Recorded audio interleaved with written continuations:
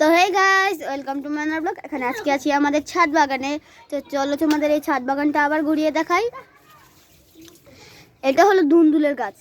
একেবারে বলতে গেলে আমাদের পুরো ছাদটা এই ধুন্দুলের গাছ দিয়ে ভরে গেছে।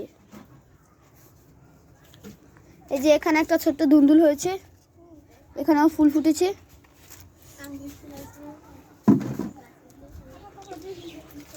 এটা হলো গাঁদা ফুল গাছ,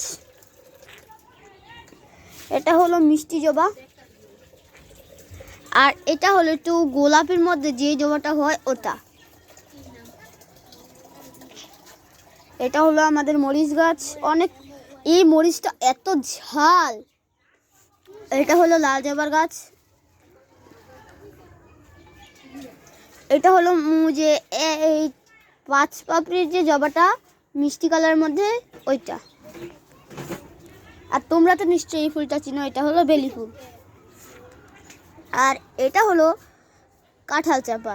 ক্লাস 5-এর বন্ধুরা তোমরা তো নিশ্চয়ই এটা চেনো। পাখির মতো কবিতায় কাঁঠাল চাপা ফুলের কথা বলা হয়েছে।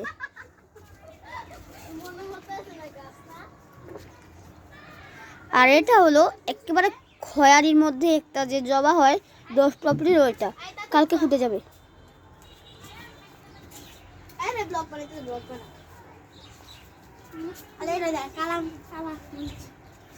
এটা হলো আমাদের লেবু গাছ। এই লেবুটা মধ্যে এত সুন্দর গন্ধ, তোমরা জাস্ট এখনো গন্ধ বের হচ্ছে। এটা হলো নর্মাল মরিচ, চিকন মরিচের গাছ। এটা হলো কালো মরিচ, গুলো সব কালো মরিচ। ওটা জবা ফুল গাছ, ছোট ছোট যে চিকন চিকন গ্লাসের মতো যে জবাগুলো হয় ওইটা। এটা হলো বেগুন গাছ।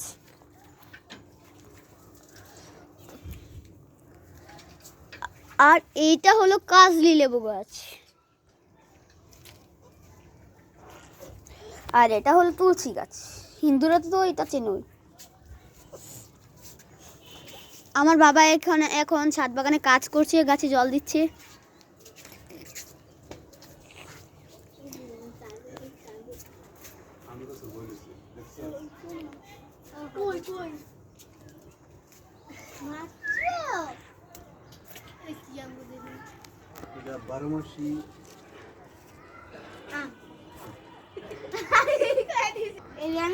আর এটা হলো আমাদের ছাদ বাগানে বড়ই গাছ। এটা হলো পেয়ারা গাছ।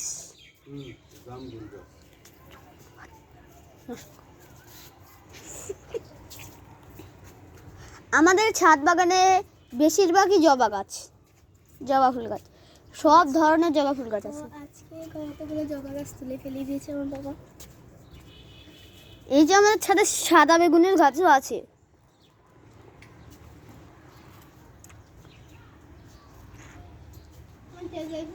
আরেকটা হবে, ফুল ফুটছে। কাটা।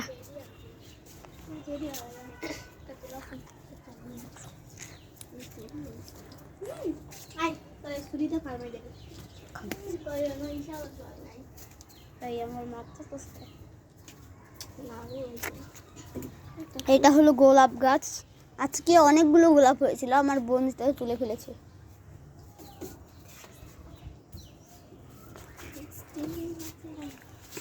এই যে এই রক্ত জবাটা কালকে ফুটবে। এটা হলো 16 পাপড়ির ফুল।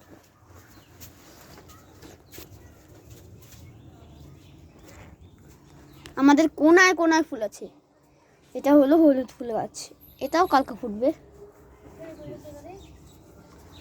আর এটাও হলো তোমার কাঁঠাল চাপা ফুল গাছ।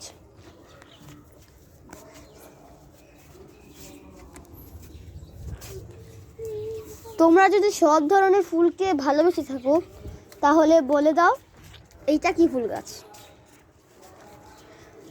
উত্তরটা সঠিক হলে তোমাদের আমি একটা গিফট দেবো। Bye bye.